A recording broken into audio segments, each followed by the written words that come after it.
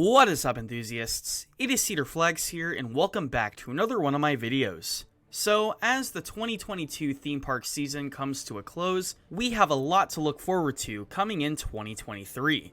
What do I mean? Well, around this time of year, a lot of roller coasters start to go under construction, from family rides to dark rides to the thrilling masterpieces we have in our top 5s. These are being built right as we speak, and are set to open next year for the 2023 coaster season.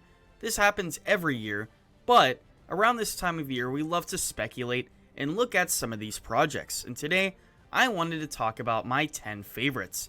Now keep in mind that we don't know a lot of these layouts yet, but it's still fun to look at, and based on what we know, I really want to see what the best of the best will be next year.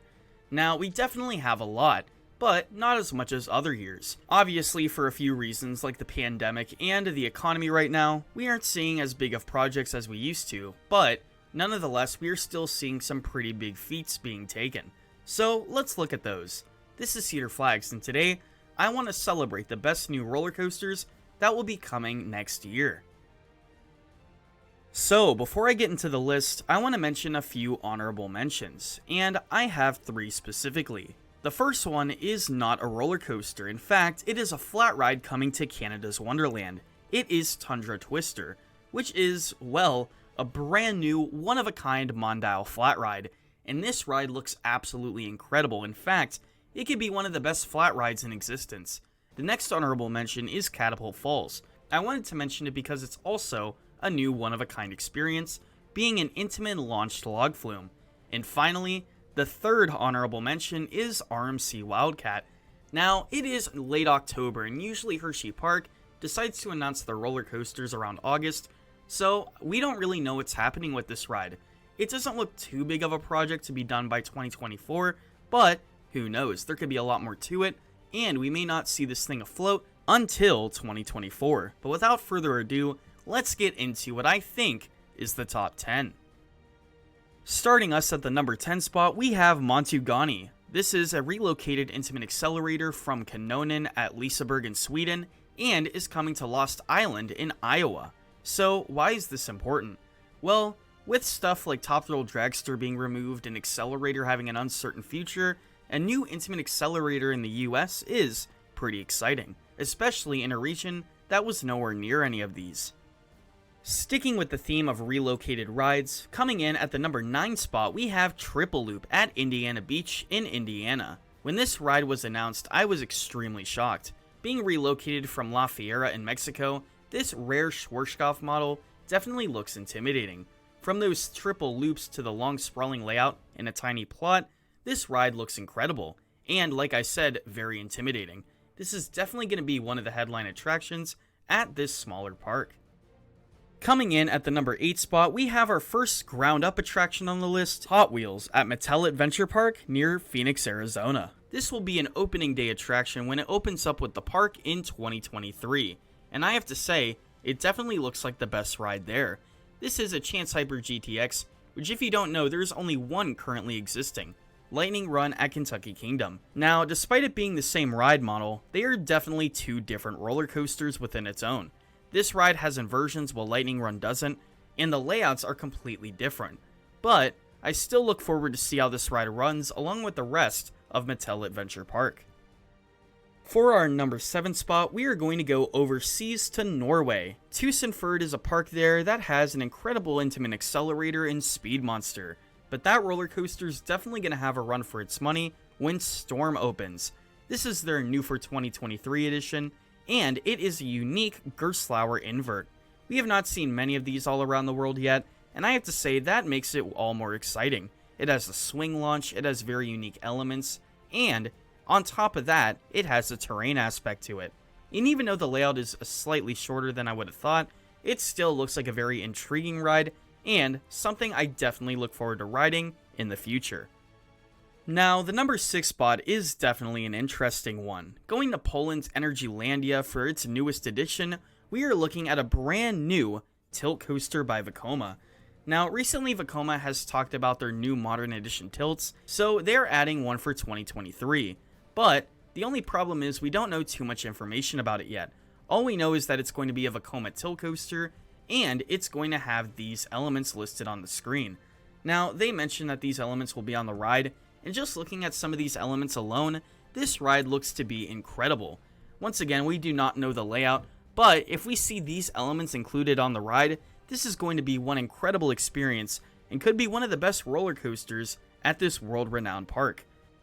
Going back to America for our number 5 spot, we have Pipeline, the brand new B&M surf coaster coming to Seaworld Orlando. And let me say, this looks very comfortable compared to its older alternative.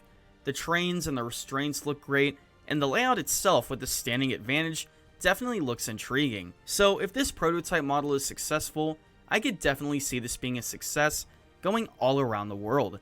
So let's see what the surf coaster can do. Coming in at the number 4 spot, we go to COTA Land, which is located near Austin, Texas. This is the new amusement park located at the Circuit of the Americas racetrack. This amusement park is definitely breaking ground on some incredible attractions, like Palindrome, which is unfortunately not on the list, and then we have Circuit Breaker.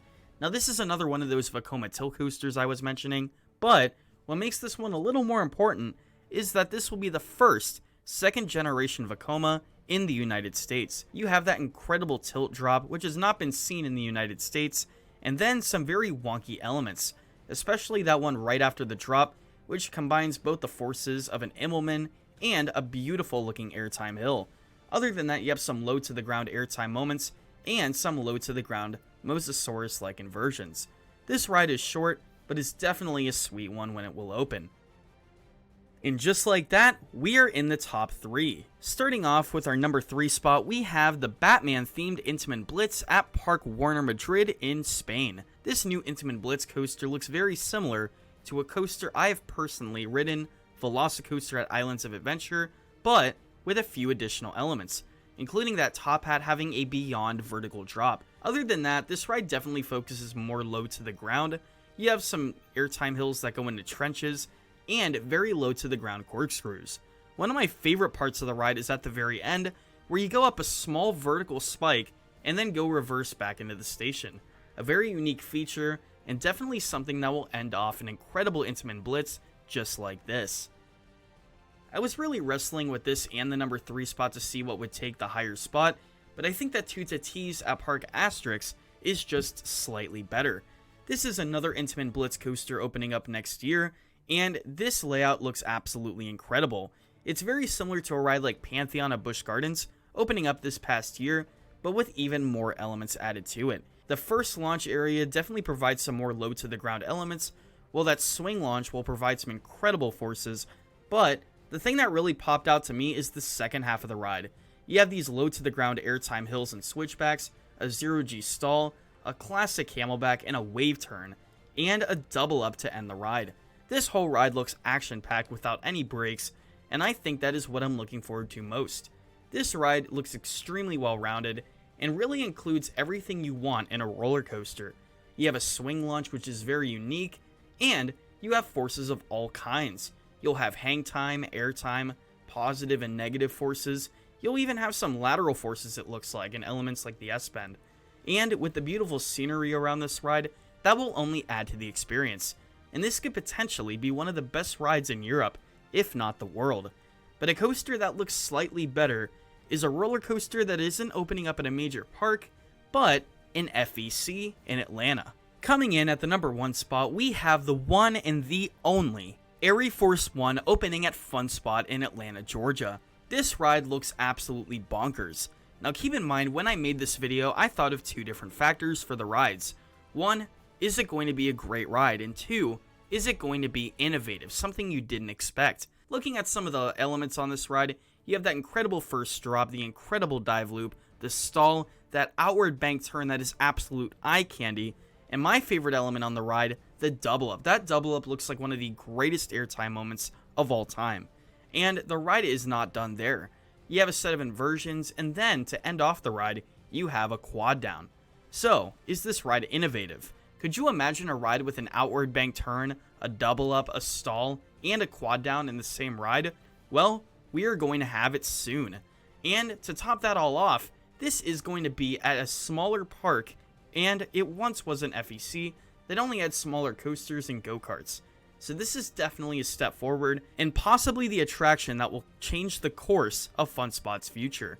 This could be a very defining ride for the company and the park itself, but we will have to see what the future entails. This ride looks like it could be one of the best, if not the best, roller coaster in the world. So let me know what you think is the best out of all of these. I know I didn't get to some other rides like Wild Mouse at Cedar Point and Zimbizi Zinger at Worlds of Fun, but there are so many smaller roller coasters out there, so let me know down in the comments below what you thought about it. Until next time, this is Cedar Flags, and I will see you all later.